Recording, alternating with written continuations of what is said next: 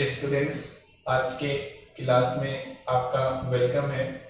और आज की क्लास में हम लोग स्टडी करेंगे पीएन संधि, इसके बाद विसरण धारा, इसके बाद ह्रासी क्षेत्र अथवा रिक्तीकरण क्षेत्र, इसके बाद अफवाह धारा और उसके बाद आखिर में हम लोग स्टडी करेंगे रोधिका विभव। ये सारी चीज़ों को आज हम लोग इस क्लास में स्टडी करेंगे। तो एक एक करके शुरू करते हैं।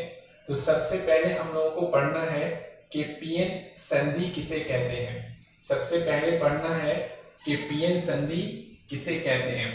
तो देखिए, पीएन संधि क्या होता है कि जब शुद्ध अर्धचालक में, मान लेते हैं कि ये कोई शुद्ध अर्धचालक है, यानी सिलिकॉन का या फिर जर्मेनियम का बना हुआ है, इसमें कोई दूसरा परमाणु मिक्स नहीं है, कोई दूसरा परमाणु को मिलावट नहीं किया गया है, अशुद्धियों को मिलाया नहीं गया है, ये पूरा सिलिकॉन का बना हुआ है या फिर जर्मेनियम का बना हुआ है। अब इसमें क्या करते हैं कि इसके एक फलक में, फलक का मतलब कहते हैं कि इसके एक साइड में, साइड को ही हिंदी में कहा जाता है फलक। तो जब शुद्ध अर्धचालक, ये शुद्ध अर्धचालक का कोई पदार्थ है, सिलिकॉन का या जर्मेनियम का बना हुआ कोई पदार्थ है, अब इसके एक साइड में अगर त्रिसंयोजी अशुद्धियों को मिला दिया जाए और दूसरे साइड में अगर पंच संयोजी अशुद्धियों को मिला दिया जाए, इस साइड में यानी इस फलक में त्रिसंयोजी अशुद्धियों को और इस फलक में पंच संयोजी अशुद्धियों को अगर मिला दिया जाए, तो इधर वाला साइड ये पी प्रकार का अर्धचालक बन जाएगा और इधर वाला साइड एन प्रकार का अर्धचालक बन जाएगा। और इन दोनों के बीच का जो बाउंड्री होगा, यहाँ पर एक बाउंड्री होगा, एक सीमा होगा, इस सीमा के इस तरफ हो जाएगा पी प्रकार यानी पी फलक हो जाएगा और इस तरफ हो जाएगा एन प्रकार का अर्धचालक यानी एन फलक हो जाएगा। तो इस सीमा को ही कहा जाएगा पीएन संधि, इसे ही कहते हैं हम लोग पीएन संधि। जब शुद्ध अर्धचालक के एक फलक में त्रिसंयोजी अशुद्धियों को मिला दिया जाए, जैसे एल्युमिनियम, गैलियम, इंडियम। अब अगर एल्युमिनियम को मिलाया जाएगा तो एल्युमिनियम के मिलाने के कारण यानी त्रिसंयोजी अशुद्धियों को जब हम लोग मिलाते हैं किसी भी शुद्ध अर्धचालक में, तो इससे क्या बनता है, पी प्रकार का अर्धचालक बनता है। और हम लोगों ने अध्ययन किया था, स्टडी किया था कि पी प्रकार के अर्धचालक में विवर की संख्या इलेक्ट्रॉन की संख्या से अधिक होता है। पी प्रकार में विवर की संख्या इलेक्ट्रॉन की संख्या से अधिक होता है और एन प्रकार के अर्धचालक में इलेक्ट्रॉन की संख्या विवर की संख्या से अधिक होता है। तो यानी इधर विवर ज्यादा हो जाएगा। अब विवर को हम लोग कैसे दिखाएंगे यहाँ पर, तो विवर को दिखाने के लिए हम लोग क्या करेंगे, इस तरह से वृत्त टाइप का बनाते चले जाएंगे। ये हो जाएगा हमारा ये, यानी इसका मतलब है कि इधर त्रिसंयोजी अशुद्धियों को मिलाया गया है, ये हमारा क्या बनता जा रहा है, विवर बनता जा रहा है।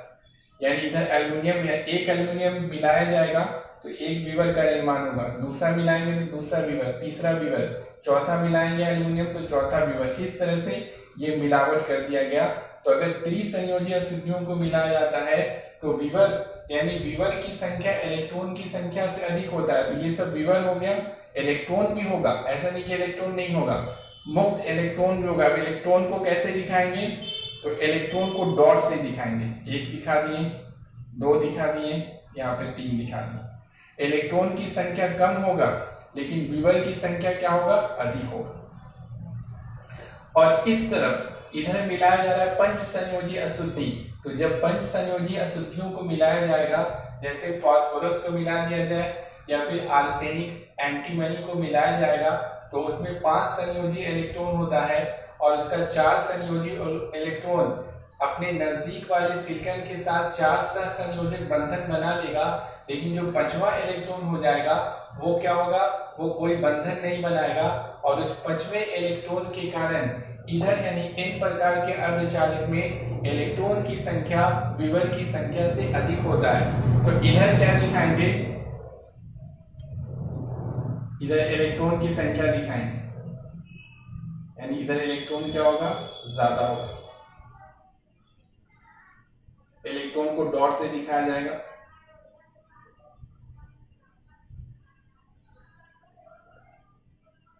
कुछ विवर भी दिखा देंगे, ऐसा नहीं कि विवर होता नहीं है, विवर होता है लेकिन कम होता है, और इलेक्ट्रॉन क्या होता है, ज्यादा होता है, इस तरह से। अब देखिए ये हो गया इन दोनों का बीच का सीमा हो गया, बाउंड्री हो गया। इस बाउंड्री के इस तरफ त्रिसंयोजी अशुद्धियों को मिलाया गया है और इस तरफ पंचसंयोजी अशुद्धियों को मिलाया गया है। त्रिसंयोजी अशुद्धियों को मिलाने के कारण इधर बनेगा पी प्रकार, इधर क्या बन जाएगा, पी प्रकार बनेगा। अब ये शुद्ध अर्धचालक खत्म हो गया, पहले शुद्ध अर्धचालक था, अब इसमें अशुद्धियों को मिला दिया गया, ये बन गया पी प्रकार। और इधर क्या होगा, ये हो जाएगा एन प्रकार, एन प्रकार इधर हो गया, इधर पी फलक हो गया और इधर हो गया एन फलक। एन प्रकार का, पी प्रकार का, या फिर एन पी फलक या एन फलक। तो देखिए यहाँ पर, तो जब शुद्ध अर्धचालक में, पहले शुद्ध अर्धचालक था, उसकी जब एक फलक में एक साइड में त्रिसंयोजी अशुद्धियों को मिला दिया जाता है और दूसरे साइड में पंचसंयोजी अशुद्धियों को मिला दिया जाता है, तो इन दोनों के बीच की सीमा को, ये जो सीमा है, इसके इधर त्रिसंयोजी अशुद्धियों को मिलाया गया है और इसके इधर पंचसंयोजी अशुद्धियों को मिलाया गया है। ये जो सीमा है, इस सीमा को कहा जाता है पी एन संधि, इसे कहा जाएगा पी एन संधि। इसी का, इस सीमा ही का नाम होता है पी एन संधि कहते हैं, इस तरह से। तो देखिए अब त्रिसंयोजी अशुद्धियों के मिलाने के कारण विवर की संख्या इधर इलेक्ट्रॉन की संख्या से अधिक होगा और पंचसंयोजी अशुद्धियों के मिलाने के कारण इलेक्ट्रॉन की संख्या इधर विवर के संख्या से क्या होगा, अधिक होगा। तो यहाँ पे ये लिख भी देते हैं, ये हो गया आपको विवर, ये हो गया विवर, इसी तरीके से ये है विवर, सब ये सब विवर है। और इलेक्ट्रॉन, तो इलेक्ट्रॉन इधर दिखाते हैं, ये सब क्या हो जाएगा,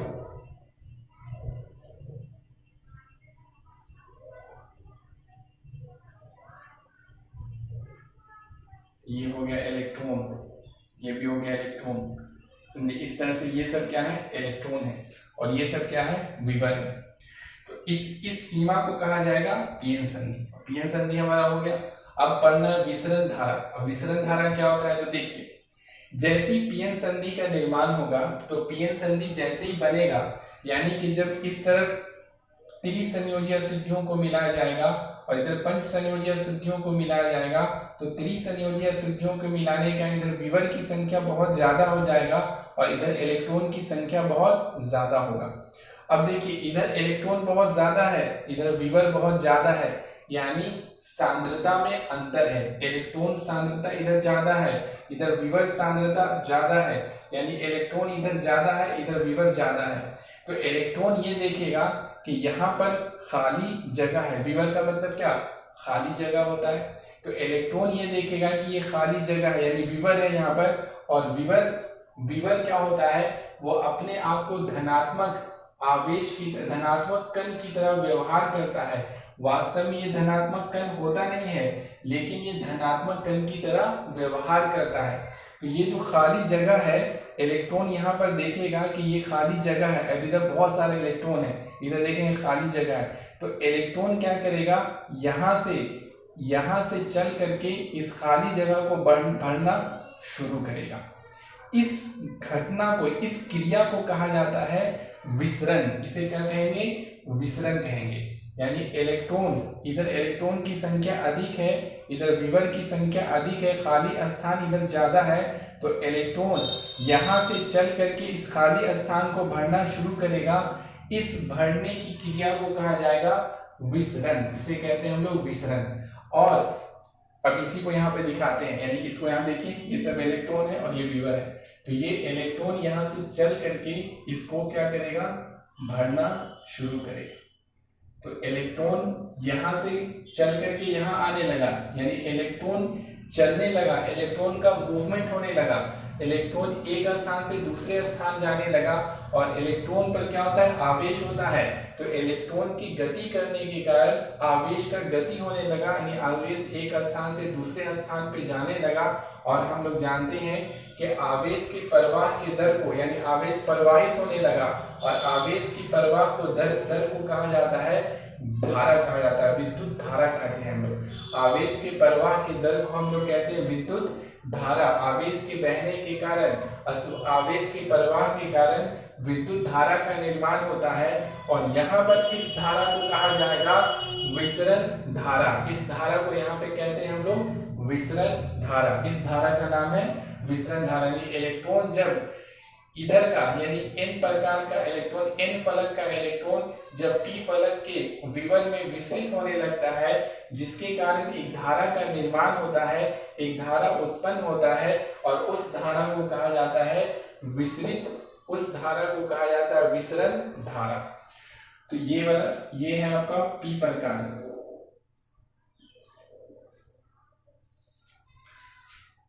और ये है आपका n प्रकार है। और अब इलेक्ट्रॉन इधर से इधर जाने लगा, विसरित होने लगा, तो इलेक्ट्रॉन इधर जा रहा है और विद्युत धारा की दिशा हमेशा इलेक्ट्रॉन की दिशा के क्या होता है, विपरीत लिया जाता है। इलेक्ट्रॉन के बहने की दिशा के विपरीत दिशा में विद्युत धारा की दिशा को लिया जाता है। तो इलेक्ट्रॉन इधर जा रहा है तो ये जो धारा होगा विसरण धारा, वो किस तरफ होगा, यहां से इस तरफ होगा। ये हो जाएगा आपका विसरण धारा। अब ये विसरण धारा हो गया। फिर इलेक्ट्रॉन जब इधर से इधर जाता है तो इसके कारण जो धारा उत्पन्न होगा उस धारा को हम लोग कहेंगे विसरण धारा। दूसरा हमारा हो गया भरासी क्षेत्र या रिक्तीकरण क्षेत्र किसे कहते हैं। अब देखिए यहाँ पर जो इलेक्ट्रॉन है वो यहाँ से यहाँ जा रहा है। अब ये इलेक्ट्रॉन किस परमाणु का इलेक्ट्रॉन है, ये जो ज्यादा जो इलेक्ट्रॉन दिखाई दे रहा है वो किसका इलेक्ट्रॉन है। तो देखिए यहाँ पे समझिए, इधर मिलाया गया है पंच संयोजी अशुद्धि, यानी पंच संयोजी अशुद्धि में हम लोग या तो फास्फोरस को मिला सकते हैं या आर्सेनिक या एंटीमनी को। फास्फोरस को अगर मिलाया जा रहा है तो यहाँ पे देखिए फास्फोरस का कितना इलेक्ट्रॉन होता है, 15, तो 2 हो गया, 8 हो गया और 5 हो गया। 5 संयोजी इलेक्ट्रॉन होता है। तो फास्फोरस यहाँ पे क्या करेगा, एक सिलिकॉन के साथ बंधन बनाएगा, फिर दूसरे सिलिकॉन के साथ क्या करेगा, बंधन बनाएगा, फिर तीसरे सिलिकॉन के साथ क्या करेगा, बंधन बनाएगा, फिर चौथे के साथ बंधन बनाएगा। इसका 1 इलेक्ट्रॉन, 2 इलेक्ट्रॉन, 3 और 4, ये खत्म हो गया। लेकिन 1 इलेक्ट्रॉन अभी भी बचा हुआ है, 5 इलेक्ट्रॉन होता है, तो इसका 5वां इलेक्ट्रॉन यहाँ पे रहेगा। यही 5वां इलेक्ट्रॉन यहाँ पे दिखाई दे रहा है, यानी यहाँ पर ये फास्फोरस का ये 5वां इलेक्ट्रॉन है। फास्फोरस का ये, अब ये सब पूरा दिखाया नहीं जा रहा, सिर्फ ये दिख रहा है। ये फास्फोरस का 5वां, ये फास्फोरस का 5वां इलेक्ट्रॉन, ये फास्फोरस का 5वां इलेक्ट्रॉन, ये फास्फोरस का 5वां इलेक्ट्रॉन। इधर ये क्या दिख रहा है, तो इधर मिलाया गया त्रिसंयोजी अशुद्धि। जैसे मान लेते हैं कि एल्युमिनियम को अगर मिलाया गया है, तो एल्युमिनियम को अगर मिलाया गया है तो एल्युमिनियम का परमाणु संख्या होता है 13, तो ये हो जाएगा 2, 8 और 3, यानी 3 संयोजी इलेक्ट्रॉन होता है। तो एल्युमिनियम इधर क्या करेगा, एल्युमिनियम यहाँ पर एक संयोजी इलेक्ट्रॉन को लेकर के सिलिकॉन के साथ बंधन बनाएगा, दूसरा यहाँ पे बंधन बना लेगा, तीसरा ये यहाँ पे बंधन बना लेगा, ठीक है। चौथा जब बनाने चलेगा ये सिलिकॉन के साथ, तो अब चौथा इलेक्ट्रॉन इसके पास है नहीं, 3 ही इलेक्ट्रॉन होता है, तो चौथा जगह यहाँ पे खाली रह जाएगा। अब यही जो विवर बनता है, ये जो खाली जगह, इसी को विवर कहते हैं। यही खाली जगह यहाँ पर दिखाई दे रहा है। ये एल्युमिनियम का खाली जगह, ये दूसरे एल्युमिनियम का खाली जगह, ये तीसरे एल्युमिनियम का खाली जगह, ये चौथे एल्युमिनियम का खाली जगह है। अब देखिए जब इलेक्ट्रॉन इधर से इधर आएगा, यानी फास्फोरस का 5वां इलेक्ट्रॉन अगर यहाँ से चलता हुआ एल्युमिनियम में आ गया, तो फास्फोरस का 1 इलेक्ट्रॉन यहाँ से निकल गया। और शुरू में फास्फोरस से 1 इलेक्ट्रॉन जब निकल जाएगा, 1 इलेक्ट्रॉन निकलेगा, तो फास्फोरस में शुरू में 15 इलेक्ट्रॉन था और 15 प्रोटॉन भी होगा, 15 प्रोटॉन होगा। अब इसमें से 1 इलेक्ट्रॉन निकल गया, तो फास्फोरस से जब 1 इलेक्ट्रॉन निकलेगा तो फास्फोरस क्या बन जाएगा, फास्फोरस आयन बन जाएगा, यानी P+ बन जाएगा। फास्फोरस आयन बन जाएगा। और जब भी किसी परमाणु में एक इलेक्ट्रॉन आ जाता है, जैसे कि एल्युमिनियम में एक इलेक्ट्रॉन आ रहा है, एल्युमिनियम में एक इलेक्ट्रॉन आ रहा है Al+E, तो ये बन जाएगा Al- बन जाएगा, आयन बन जाएगा। यानी पहले फास्फोरस क्या था, उदासीन था, यानी इस पर कोई आवेश नहीं था, लेकिन एक इलेक्ट्रॉन के यहाँ से निकलने के कारण, जब एक इलेक्ट्रॉन यहाँ से यहाँ चला जाएगा, फास्फोरस से निकल के एल्युमिनियम में चला जाएगा, तो ये बन जाएगा P+। और एल्युमिनियम में एक इलेक्ट्रॉन आ गया, एक्स्ट्रा इलेक्ट्रॉन आ गया, इसके कारण एल्युमिनियम बन जाएगा Al-। यानी कि इलेक्ट्रॉन जब यहाँ से यहाँ पे जाएगा तो यहाँ पे फास्फोरस पे प्लस चार्ज आ जाएगा। इस प्लस चार्ज को, प्लस आवेश को यहाँ पे प्लस से दिखाया गया है। ये इलेक्ट्रॉन जब यहाँ से यहाँ जाएगा तो यहाँ पे प्लस चार्ज आ गया, ये इलेक्ट्रॉन जब यहाँ से यहाँ जाएगा तो यहाँ पे प्लस चार्ज आ जाएगा, ये इलेक्ट्रॉन जब यहाँ से यहाँ जाएगा तो फास्फोरस पे यहाँ पे प्लस चार्ज आ जाएगा। और इलेक्ट्रॉन जब यहाँ से यहाँ चला गया, यानी एल्युमिनियम में जैसे चला जाएगा तो एल्युमिनियम, यहाँ पे एल्युमिनियम क्या बन जाएगा, एल्युमिनियम में इलेक्ट्रॉन आएगा तो एल्युमिनियम माइनस हो जाएगा, एल्युमिनियम आयन बन जाएगा, यानी यहाँ पर माइनस चार्ज आ जाएगा, माइनस आवेश, ऋणात्मक आवेश, यहाँ पे भी ऋणात्मक, इलेक्ट्रॉन यहाँ से आ गया तो एल्युमिनियम पे ऋणात्मक आवेश, ऋणात्मक आवेश। तो इलेक्ट्रॉन जब यहाँ से यहाँ विस्सित करेगा तो इधर प्लस आवेश का निर्माण होता चला जाएगा, विकसित होता चला जाएगा, उत्पन्न होता चला जाएगा। और इधर यानी P प्रकार में इधर माइनस चार्ज का यानी ऋणात्मक आवेश इधर विकसित होता चला जाएगा, उत्पन्न होता चला जाएगा। तो इलेक्ट्रॉन जब N प्रकार यानी N फलक से P फलक की ओर विकसित होता है, यानी इधर से जब इधर आता है तो इस तरफ यानी N प्रकार की ओर धनात्मक आवेश का, और P प्रकार की ओर, ये P प्रकार है, इस तरफ ऋणात्मक आवेश विकसित हो जाता है। इस धनात्मक और ऋणात्मक आवेश का जो ये जो क्षेत्र है, इस क्षेत्र को ही कहा जाएगा रिक्तीकरण क्षेत्र। इतना जो क्षेत्र बना, ये धनात्मक आवेश और ऋणात्मक आवेश दोनों को मिला के जो ये क्षेत्र बनता है, इस क्षेत्र को ही कहा जाता है रिक्तीकरण क्षेत्र, या फिर इसे ही हम लोग कहते हैं हरासी क्षेत्र कहते हैं। समझे इस तरह से, यानी इलेक्ट्रॉन जब N प्रकार से P प्रकार की ओर, P फलक में N फलक से P फलक की ओर विस्सित होता है, जिसके कारण इस तरफ यानी N फलक की ओर या N प्रकार की ओर धनात्मक आयन का और P फलक की ओर ऋणात्मक आवेश का, इधर धनात्मक आवेश का और इधर ऋणात्मक आवेश का निर्माण हो जाता है। और धनात्मक और ऋणात्मक आवेश के इस क्षेत्र को, यहाँ से ये जो क्षेत्र है, इस क्षेत्र को कहा जाएगा रिक्तीकरण क्षेत्र, या फिर इसे ही हम लोग कहते हैं हरासी क्षेत्र। रिक्तीकरण क्षेत्र हो गया, यानी रिक्त हो गया। ये किस चीज से रिक्त हो गया, इलेक्ट्रॉन से और विवर से रिक्त हो गया। अब देखिए इधर कोई इलेक्ट्रॉन दिखाई नहीं दे रहा है, इधर भी कोई विवर दिखाई नहीं दे रहा है, इसीलिए इसका नाम है रिक्तीकरण क्षेत्र। यानी ये क्षेत्र इलेक्ट्रॉन और विवर से रिक्त हो जाता है, क्योंकि इलेक्ट्रॉन विस्सित होकर के विवर में चला जाता है। तो इस तरह से हमारा यहाँ पे क्या बन गया, ये इस क्षेत्र को कहते हैं हम लोग रिक्तीकरण या फिर हरासी क्षेत्र कहते हैं। ये भी हमारा पूरा हो गया। तो यहाँ पे लिखेंगे हम लोग, ये तो है आपका क्या, हाँ ये है आपका रिक्तीकरण, ये रिक्तीकरण क्षेत्र है। यहां से यहां तक क्या है, ये रिक्तीकरण क्षेत्र है, ठीक है, ये रिक्तीकरण क्षेत्र हो गया। तो ये भी हमारा हो गया हरासी क्षेत्र और रिक्तीकरण क्षेत्र। अब है अपवाद धारा किसे कहते हैं। तो देखिए जैसे ही रिक्तीकरण क्षेत्र का निर्माण होगा तो रिक्तीकरण क्षेत्र में उपस्थित धन आवेश इधर है और ऋण आवेश इधर है, तो आवेश के कारण विद्युत क्षेत्र का निर्माण होता है। आवेश के चारों ओर के क्षेत्र को कहते हैं विद्युत क्षेत्र। जैसे टावर के चारों ओर का क्षेत्र कहलाता है कवरेज क्षेत्र, चुंबक के चारों ओर का क्षेत्र कहलाता है चुंबकीय क्षेत्र। इसी तरीके से आवेश के चारों ओर यानी आवेश के कारण एक क्षेत्र का निर्माण होगा, उस क्षेत्र को कहा जाएगा विद्युत क्षेत्र।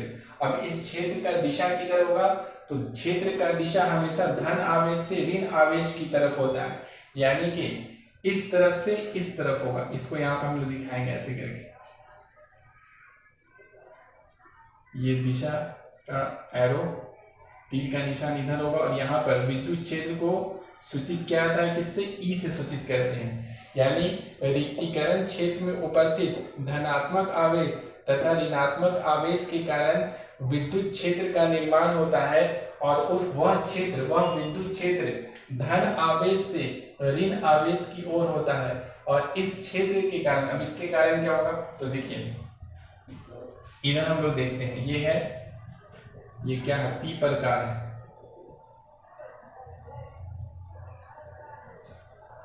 और ये क्या है, एन प्रकार है।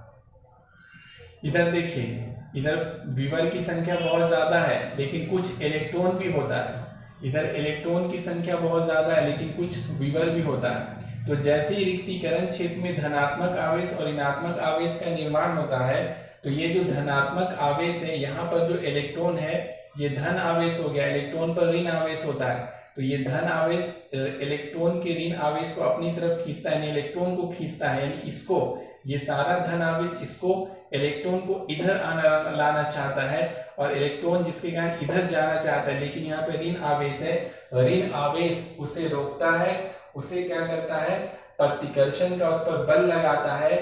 लेकिन इसके बावजूद भी इलेक्ट्रॉन, कुछ इलेक्ट्रॉन ऐसा होता है कि वो रुकता नहीं है बल्कि क्या होता है, पार कर जाता है। वो रुकता नहीं है, क्या होता है, पार कर जाता है, यहां से इधर चला जाता है और ये जो विवर है इसको भरने लगता है, इधर से इधर चला जाता है और भरने लगता है। जैसे आप देखिए, ऐसे समझिए कि रोड पे क्या होता है, बैरियर लगा हुआ है, पुलिस वालों ने क्या किया है, चोर को पकड़ने के लिए लगा दिया है बैरियर। अब कोई गाड़ी बहुत तेजी से आ रहा है तो वो जो रुकावट लगा हुआ है, रोकने के लिए लगा हुआ है, बड़ा बड़ा लगा देते हैं वो लोग, समझे, रोड को ब्लॉक कर देते हैं। अब कोई गाड़ी तेजी से आ रहा है तो वो तेजी से आ रहा है और वो भी अपने आप को रोकना चाह रहा है, और वो जो बैरियर है, जो रुकावट लगा हुआ है, वो भी रोकने के लिए लगा हुआ है, लेकिन उसकी तेजी के कारण वो क्या होता है, रुकता नहीं है बल्कि उसको धक्का देते हुए क्या होगा, निकल जाता है। इसी तरीके से कुछ इलेक्ट्रॉन इतनी तेजी से चलता है कि यहाँ पर जो ऋण आवेश है वो उसको रोकने की कोशिश करता है, लेकिन ये फिर भी क्या होता है, पार कर जाता है। और ये जो इलेक्ट्रॉन है वो इस तरफ क्या है, ये अल्पसंख्यक इलेक्ट्रॉन है। इधर क्या है, बहुसंख्यक विवर है और अल्पसंख्यक क्या है, इलेक्ट्रॉन है। तो अल्पसंख्यक इलेक्ट्रॉन के साथ ऐसा होता है, तो इधर का इलेक्ट्रॉन इधर चला जाता है, जिसके कारण यानी इलेक्ट्रॉन का प्रवाह होने लगता है और इलेक्ट्रॉन पर आवेश होता है, आवेश का प्रवाह होता है और आवेश के प्रवाह के कारण धारा उत्पन्न होता है। और यहाँ पर इस धारा को कहा जाता है अपवाह धारा। अपवाह धारा कहते हैं इसे, हम लोग कहते हैं अपवाह धारा, ठीक है। इस धारा को कहा जाता है अपवाह धारा कहते हैं, तो यहाँ पे लिख लेंगे। अब देखिए, इलेक्ट्रॉन इधर से इधर जा रहा है तो धारा का दिशा इलेक्ट्रॉन के बहने की दिशा की क्या होगा, विपरीत दिशा में होगा। तो यहाँ पर हम लोग इधर दिखाएंगे, यानी इस तरफ से इधर होगा आपको अपवाह धारा। अपवाह धारा एन फलक से पी फलक की ओर होता है, जबकि विसरण धारा पी फलक से एन फलक की ओर होता है, यानी एक दूसरे के दोनों क्या होता है, विपरीत दिशा में होता है। दोनों एक दूसरे की क्या होता है, विपरीत दिशा में होता है, दोनों एक दूसरे के विपरीत दिशा में होता है। तो यहाँ पर हम लोगों ने ये दिखा। अब हम लोग इसके बाद क्या देखेंगे, इसके आगे देखना है हम लोग को। तो ये हमारा हो गया। इसके बाद देखना है रोधिका विभव क्या होता है, रोधिका विभव किसे कहते हैं। तो देखिए, होता क्या है कि रिक्तीकरण क्षेत्र में ये जो धन आवेश है और ये जो ऋण आवेश है, तो धन आवेश के कारण धनात्मक विभव का यानी उच्च विभव का और ऋण आवेश के कारण ऋणात्मक विभव का यानी कि निम्न विभव का निर्माण भी हो जाता है। यानी ये जो धन आवेश है, तो धन आवेश के कारण इधर है पी प्रकार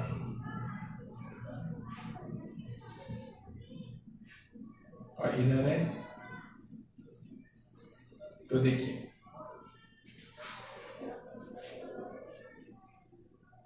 इधर जो धन आवेश है, धन आवेश के कारण एन प्रकार की ओर यानी एन फलक की ओर, इस साइड में एन साइड की ओर क्या होता है, धनात्मक विभव का यानी उच्च विभव का निर्माण हो जाता है, समझे। और इधर ऋण आवेश है पी प्रकार की, पी फलक की ओर, तो ऋण आवेश के कारण इधर क्या होता है, ऋणात्मक विभव का निर्माण होता है। अब ये जो धनात्मक और ऋणात्मक विभव में जो अंतर होगा उस अंतर को ही कहा जाता है रोधिका विभव। यानी कि दोनों विभव, यानी इस तरफ के विभव और इस तरफ के विभव में जो अंतर होगा उस अंतर को कहा जाता है, उस अंतर को कहा जाता है रोधिका विभव। अब देखिए इधर जो धनात्मक आवेश है तो इसके कारण विभव क्या होगा, उच्च विभव होगा, धनात्मक विभव होगा। तो धनात्मक विभव को हम लोग क्या करेंगे, यहाँ पर एक लाइन ऐसे खींचेंगे, ये लाइन ऊपर खींचेंगे, और ऋणात्मक विभव, अब ये उच्च विभव का लाइन हो गया है, तो ऋणात्मक विभव का रेखा क्या होगा, नीचे होगा। ऋणात्मक विभव जैसे हम लोग क्या होता है कि ये अगर +5 है तो -5 का रेखा किधर होता है, नीचे की तरफ होगा। यहाँ पे 0 x एक्सिस इधर है, ये y एक्सिस है, तो +5 होता तो -5 नीचे। तो इधर यहाँ पर जो ऋणात्मक आवेश है और ऋणात्मक आवेश के कारण जो यहाँ पर बनेगा रेखा वो क्या होगा, नीचे की ओर होगा। यहाँ पे ये नीचे की ओर मान लेते हैं कि इसके कारण इधर का जो है वोल्टेज है +5 वोल्ट और यहाँ पर का वोल्टेज है माइनस, इधर का वोल्टेज है -5 वोल्ट। तो दोनों में अंतर कितना हो जाएगा, अंतर निकालना है अगर तो +5 वोल्ट और माइनस अंतर कर रहे हैं और इधर का है -5 वोल्ट, तो ये हो जाएगा 5 वोल्ट और माइनस +5 वोल्ट, तो ये हो जाएगा कितना 10 वोल्ट का अंतर है। और हम लोग देख भी सकते हैं -5 वोल्ट यहाँ पर है, ऊपर बढ़ेंगे तो -4 volt, -3, -2, -1, 0, 1 volt, 2 volt, 3 volt, 4 volt, 5 volt. तो देखिए यहाँ से यहाँ तक का अंतर कितना हो गया, 10 वोल्ट का अंतर हो गया। तो दोनों विभव के अंतर को, अब यहाँ पर वास्तव में +5 वोल्ट और -5 वोल्ट नहीं होता, ये तो समझाने के लिए बता रहे हैं। तो इस तरह से ये जो अंतर है, विभव का जो अंतर है, इस अंतर को कहा जाएगा, इस अंतर को कहा जाता है रोधिका विभव। अब यहाँ पे इसको ऐसे दिखाया जाता है, यहाँ से ऐसे मिला देंगे, विभव इस तरह से बढ़ता जा रहा है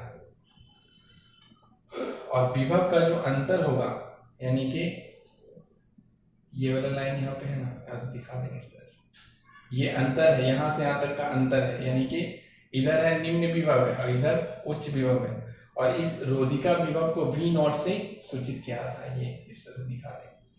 तो ये यानी कि उच्च विभव और निम्न विभव या धनात्मक विभव और ऋणात्मक विभव के बीच के अंतर को हम लोग कहते हैं रोधिका विभव, और रोधिका विभव को हम लोग सूचित किया जाता है किससे, V0 से सूचित किया जाता है।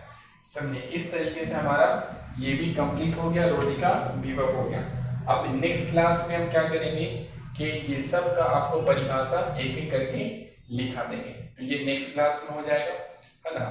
तो ये सब, और उसमें चित्र भी बनवा देंगे, कौन सा चित्र किसमें बनेगा एक एक करके हम लोग क्या करेंगे, नेक्स्ट वाले क्लास में आपको एक एक करके समझा देंगे। ओके।